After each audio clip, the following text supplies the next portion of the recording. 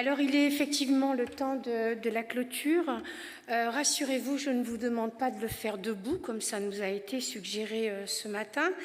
Et cette clôture à l'issue donc de ce voyage d'une journée autour du muscle dans tous ses états. Quelques mots de remerciement. D'abord, le Conseil économique, social, environnemental pour son accueil. Et puis, l'Association Institut de myologie et la FM Téléthon. Merci, Madame la Présidente. Merci, chère Laurence, pour l'initiative de l'organisation de ces journées. Merci à Fabrice Chrétien et à ses collègues et collaboratrices qui ont travaillé avec lui, qui a été le pilier du comité d'organisation. Et puis, chers orateurs et chers experts, sans vous, cela n'avait pas lieu. Et bravo à tous pour cette journée. Merci à tous les membres du comité d'organisation, Xavier Bigard, Jean-Louis Mandel, Philippe Ménacher, Marie Sarrazin, Serge Usan, avec qui j'ai eu le plaisir d'échanger pour le programme de ces journées. Alors, une évidence à ce moment tardif de la journée qui a été mis en lumière par toutes nos tables rondes. Le muscle est un déterminant et un marqueur de santé globale. C'est un allié fondamental de la santé globale. On comprend que son influence dans de nombreuses fonctions vitales et biologiques, son rôle est encore négligé, parfois encore méconnu, et mérite donc d'être davantage approfondi, mieux enseigné, on l'a entendu ce matin, plus largement adressé également, et ce, dans la situation du muscle dans tous ses états. C'est un enjeu de santé globale car la force musculaire est un marqueur de l'état de santé et sa mesure à la force musculaire est même un facteur prédictif de l'évolution de l'état de santé des individus. On l'a beaucoup entendu dans les tables rondes et ça c'est vrai pour la croissance et le développement, c'est vrai pour l'enjeu d'autonomie, pour l'état de la santé mentale et la synergie que le muscle impulse dans la connexion entre santé physique et santé mentale. La pratique régulière de l'activité physique améliore la condition physique, l'autonomie, l'état de santé, la qualité de vie des personnes. J'espère que s'il y avait un doute ce matin, il n'y a que des certitudes en quittant cette salle ce soir. Et ce que nous comprenons également, c'est que l'exercice physique et l'exercice musculaire est considéré comme une thérapeutique non médicamenteuse et un complément dans de nombreuses pathologies, et y compris dans la prise en charge de la douleur. C'était un article dans Le Monde hier soir. Alors, parce qu'il est un enjeu de connaissance globale et d'espoir pour la réhabilitation de ceux qui en ont perdu l'usage, le muscle mérite une approche transversale, une approche à 360 degrés pour comprendre et donc mieux agir et faire progresser la connaissance pour l'action, pour le diagnostic et la thérapeutique. Et donc, pour avoir cette vision à 360, il faut sortir du champ spécifique de chacune des spécialités médicales. Vous avez été, comme moi, ébahis, épatés par la diversité des experts que nous avons eus dans les tables rondes ce matin, parce que ces disciplines médicales, en se spécialisant, font progresser la connaissance et l'expertise, mais en se spécialisant, induisent un effet négatif de balkanisation qui conduisent les professionnels à travailler en silo.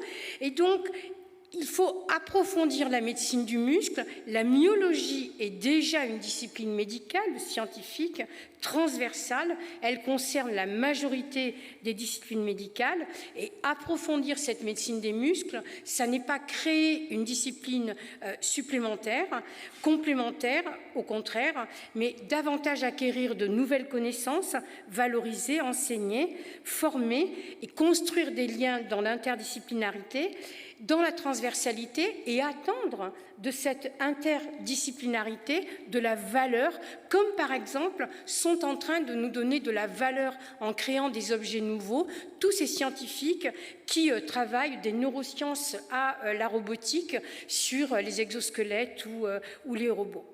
Alors, toutes ces notions-là, c'était l'objet de ces premières assises dédiées aux muscles qui marquent un coup d'envoi d'une action qui doit être une action de long terme, mais le court terme, c'est vraiment la compréhension, la conviction que l'enjeu en matière de santé est majeur tout de suite.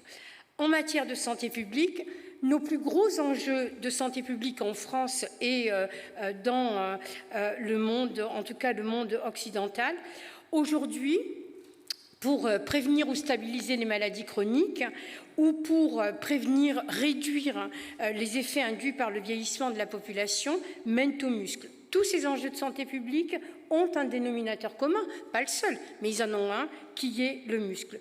Les maladies métaboliques et cardiovasculaires, la neurodégénérescence, les maladies mentales, avec des points de suspension, et avec l'activité physique, le muscle est une cible qui est reconnue comme majeure dans tous les stades de la prévention primaire, qui est celle qui nous amène à délivrer des messages de promotion de la santé pour essayer de développer la littératie en santé en population générale, la prévention secondaire qui nous amène à essayer de dépister le plus tôt possible les maladies, et puis la prévention tertiaire pour stabiliser les effets délétères de la maladie. Et par exemple, on sait maintenant que pour l'obésité et le diabète, la production par le muscle des molécules spécifiques de l'exercice joue un rôle majeur dans l'interaction entre le tissu musculaire et le tissu adipeux. Et donc, dans l'arsenal de la prévention, vous avez eu tout à fait raison, les uns et les autres, dans cette dernière table ronde, qui doit être plus volontairement et plus largement priorisée pour lutter contre la progression notamment de ces maladies chroniques, pour gagner de l'espérance de vie en bonne santé, l'activité physique doit encore être promue. Ce combat a commencé par les pouvoirs publics dans la loi de modernisation de notre système de santé en 2016. Il ne s'est pas passé grand-chose. Et donc, il convient, y compris par vous tous et par votre engagement, de porter le message sur ceci, parce que l'activité physique et la préservation du muscle, c'est au cœur du cercle vertueux de gains de santé, vous l'avez dit, de gains d'économie, et donc l'investissement du capital santé comme facteur prédictif de santé. Alors, on l'a vu ça c'est important tout au long de la vie, c'est important pour la croissance et pour le développement de l'enfant, puisque le muscle a de nombreuses fonctions transversales qui impactent la croissance et le développement, et c'est important pour pallier la perte musculaire liée à l'âge. J'ai hélas appris ce matin que donc ma fonte musculaire avait démarré depuis très longtemps, et qu'il fallait la compenser et combattre. Et donc, c'est d'ailleurs, ça n'a pas été évoqué dans les tables rondes, je me permets de vous le signaler, c'est la raison pour laquelle le test de mesure de la force musculaire fait partie de la batterie de tests d'un programme de surveillance de la fragilité du sujet âgé, qui est un programme de l'Organisation mondiale de la santé, qu'on retrouve en France dans cet acronyme qui s'appelle ICOP, et dont il y a 10 questions, 10 tests pour surveiller l'entrée dans la fragilité du sujet âgé, et la mesure de la force musculaire est un des tests. Et le professeur Linda Fried, qui est la doyenne de la faculté de santé publique à Columbia à New York, et qui est une des principales promotrices de ce programme, dit que la lutte contre le vieillissement a 2 piliers, lutter contre la sarcopénie et contre la perte de l'estime de soi, et il est probable qu'il y a un lien entre les deux. C'est donc dire l'importance de la santé musculaire à l'école, au travail. Vous avez raison en l'ayant évoqué tout à l'heure dans les EHPAD. Vous savez qu'aujourd'hui, dans les EHPAD, il commence à y avoir des campagnes pour la verticalisation de nos personnes âgées, et y compris dans les instituts qui accueillent les personnes en situation de handicap. On a compris que le muscle contribue à la réhabilitation pour aider à combattre les accidents de la vie dans le cadre des pathologies les plus fréquentes comme le cancer, les maladies chroniques et métaboliques qui ont un impact sur le muscle et pour lesquelles l'activité physique adaptée est bénéfique. J'ai trouvé extrêmement intéressant le fait que l'étude les études qui ont été faites sur le muscle entraîné et en conditions extrêmes ont des résultats qui nous permettent de mieux comprendre toute une série de phénomènes physiologiques et font progresser la recherche en général.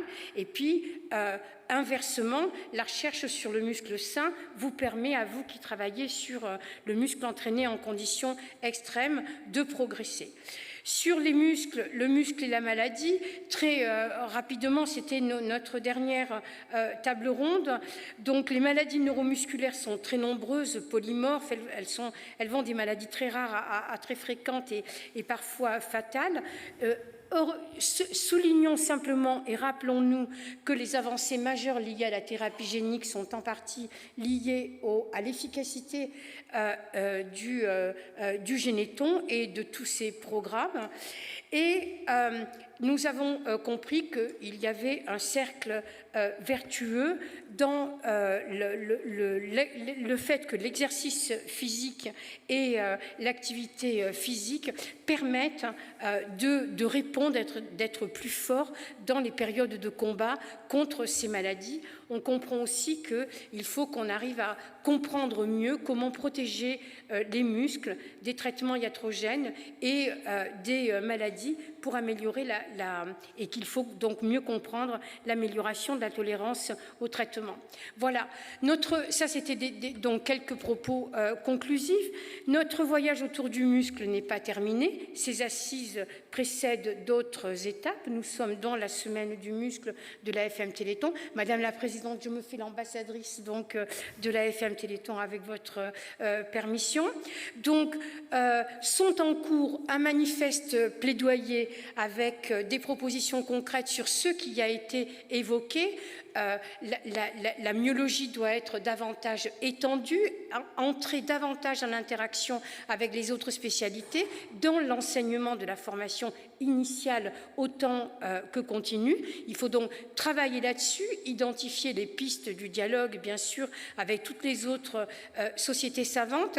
Et c'est certainement ce qui sera permis par ce que la présidente a annoncé ce matin, la création d'une fondation de myologie qui doit être un lieu de rayonnement international pour étudier, pour mieux comprendre, pour s'ouvrir à toutes les innovations, pour davantage s'ouvrir à l'interdisciplinarité sur le muscle dans tous ses états, le sain, malade, entraîné, vieillissant, parce que toutes les connaissances acquises dans toutes ces situations bénéficient à la santé publique et à la population en général, et c'est bien ça qui était l'enjeu de cette journée.